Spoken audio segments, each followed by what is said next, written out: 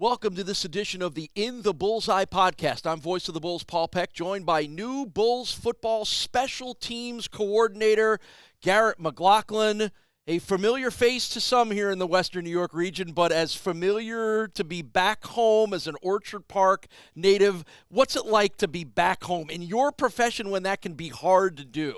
Unbelievable. It's so cool being back here. And a place where I started out as a fan. I have very vivid memories of my dad bringing me out here to watch games. Aaron Leeper, Randall Secchi. Yeah. Back in the day, I played against Naaman Roosevelt and James Starks in Awesome. high school. Went to the International Bowl when they really broke through under Turner Gill. Came out here to study football once I started coaching. When Coach Leipold was here, and to be back here wearing these colors, first FBS coordinator opportunity.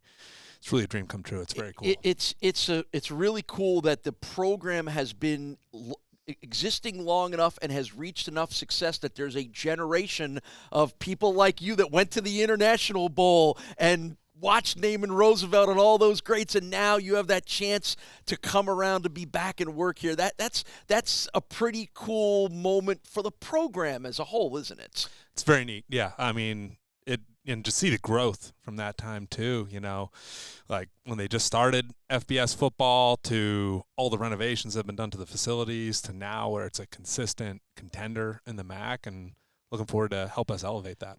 As you're working your way through your coaching career at a lot of various stops, was there always hey, if I can get to Buffalo, I want to go home, I want to have that opportunity? Is that something that you were always sort of keeping the corner of your eyes open for? I think like a lot of people, I was very excited to get out of Buffalo when I had the opportunity to. And then the longer I was away, and especially when I became a father, with my parents still living here, it became much more of a priority at that point. And, this opportunity came along at just the perfect time for me in my life. So it's really, really feel fortunate to be here. So the perfect storm for you is you get to come home to a program that you followed and that and you're home, and you now get to work for one of the guys who is considered one of the best special teams coordinators in the country. How important was that to you to have the chance to be Pete Lembo's special teams guy? Huge. He's the Jedi Master. He's Yoda.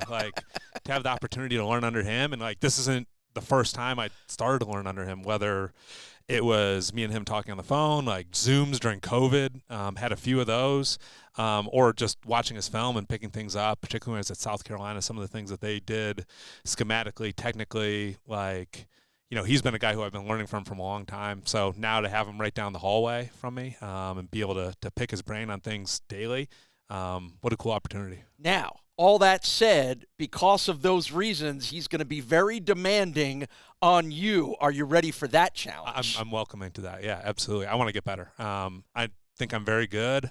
I know I have a lot of room to continue to grow, and to be able to work for him and be able to kind of blend all the things that he's done in the past, both here and other places, with the success I've been able to have at different places, and the scheme and the system that I've set up, and to be able to really find the best possible thing for the University of Buffalo football. That's super exciting. And part of the reason I'm here is because I want to learn from a guy like that. So. I've been fortunate enough to attend a lot of football practices through my life, and I don't know that I've ever been to football practices where the head coach wanted to come over and talk to you while the offense and the defense were working, but not when the special teams was working. It's usually the opposite way around, but Pete is so driven by special teams. What do you think you can learn from him and in that realm? Yeah, and I just think that shows the reason that he's had so much success, right? That attention to detail and the importance that he places on it is not the same everywhere. A big core of my special teams belief is if you're really going to be good at it, you have to care more than the other people, and there are people that you can care more on that side of the ball than, which I think is a little bit unique to offense and defense too, right? But in terms of what I can learn from him, just again the system and not just the schematics, but the attention to detail, teaching the techniques, the organization of it, the way that it's set up. I'll just being here. This is actually exactly a week since I've gotten here. I've already picked up a ton, and looking forward to continuing to being a sponge around him. Among the stops that led you to here, time at New Hampshire, time in the Ivy League at Columbia, how did those kind of opportunities prepare you for this one?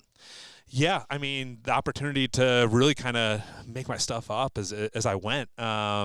Big shout out to Ricky Santos, who is our head coach at the University of New Hampshire, really giving me my first opportunity to be a special teams coordinator at the Division I level and giving me a lot of freedom. I had the ability to mess some things up and then learn from that, which I think is going to serve me well here. And I also had the opportunity to really do some unique, creative things that maybe some other head coaches wouldn't have allowed me to do, and maybe at a higher level wouldn't have been able to done without having some film evidence that it works.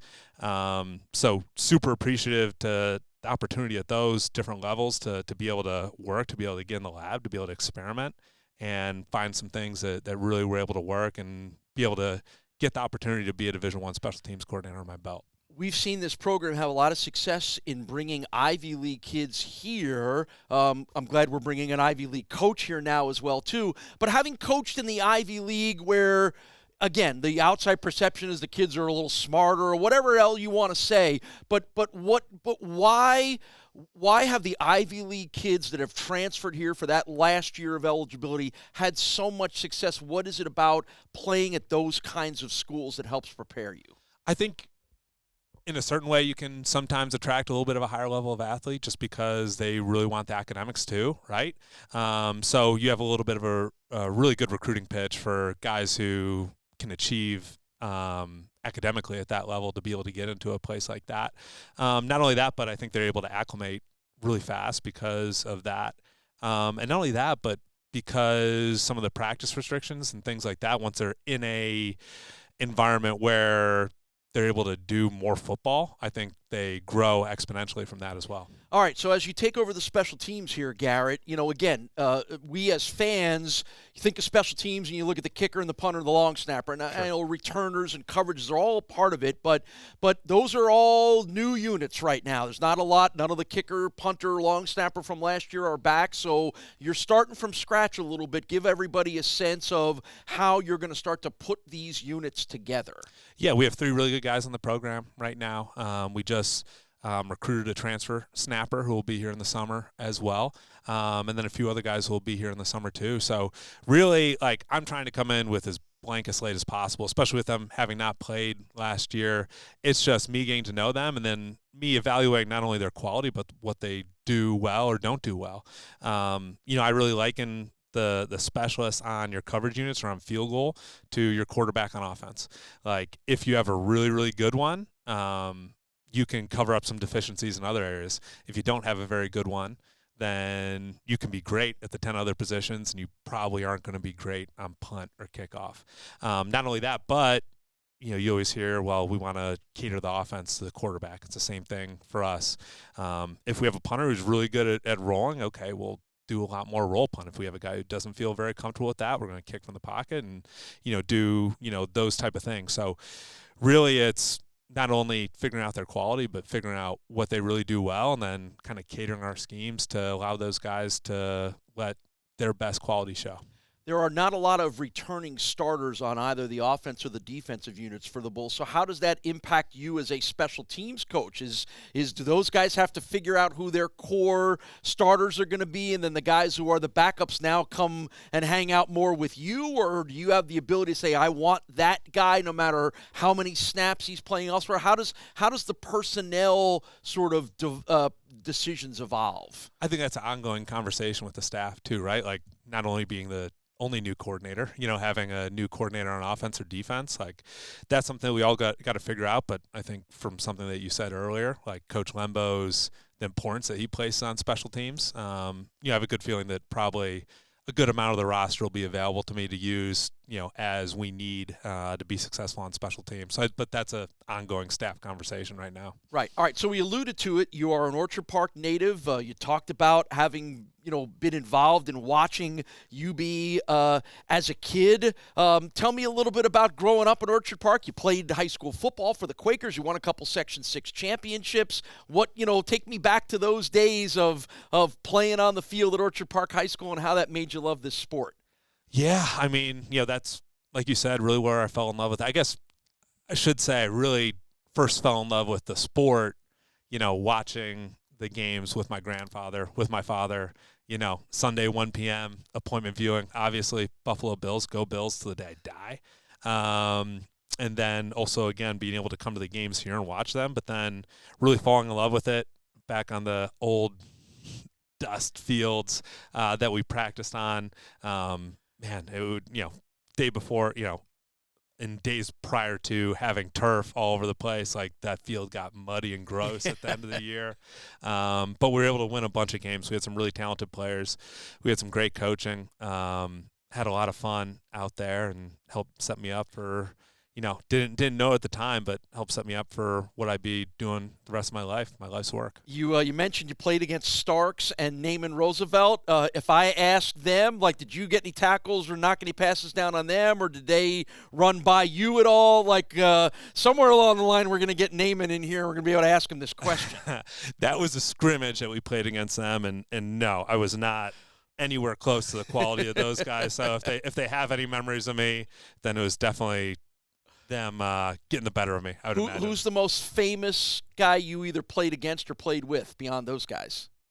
Played against or played with? Because this has become a pretty good area for starting to turn out some really high-level players, NFL guys as well.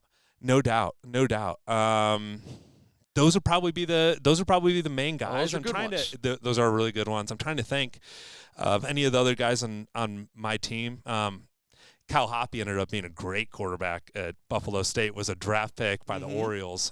So he might be the best. That's right. He was a baseball player first, wasn't he? He was came back to Buffalo athlete. State when he was in his mid-20s or something, right? I was coaching him there. I recruited him back there. Yeah, that was. Oh, well, you were the guy then. A whole different story. Yeah, that's cool. He was probably the best athlete that I played with. Again, professional draft pick and stuff like that. But that would be my answer, I guess. All right, and the last thing for you, because I know all wrestlers love to tell everybody how wrestling made them the person they are. You were a wrestler in high school as well. I was, and not only in high school, but for 14 years. I'm excited. My little boy's getting about, again, I have a 3-year-old. This is getting about to be the time where I can start taking him to wrestling. Love that sport. I'm so glad I'm at a school that has wrestling, because I'm definitely going to be a regular at those matches. And, the grit, the self-reliance teaches you so much about life. Great sport. Always, that's if a recruit has that's a big plus next to his name. Great sport. Yeah, and again, if Lembo gets a little crazy on the special teams, you can always threaten him with some kind of wrestling move as well, too, right? No, you wouldn't do that to the head coach. I don't think that would be smart. No, you wouldn't do that to the head coach. But it is always interesting. You talk to people that wrestled, and it's just a different mindset. And there's a lot of wrestlers that are in football and say they wouldn't be who they are in football without that wrestling background. So it's interesting that you say that. Yeah, there's a lot that translates from one sport to the other for sure. All right, well, get all your guys grappling over there in the field house and get them ready for what should be a fun season. Looking forward to having you back home and talking with you about some more memories as we go forward, but mostly getting those special teams up to the Lembo standards of winning games for the Bulls. Look forward to it, Garrett. Thank you. Absolutely appreciate your time. You got it. That's Garrett McLaughlin. He is the new Bulls special teams coordinator, and we thank him for joining us on this edition of the In the Bullseye podcast.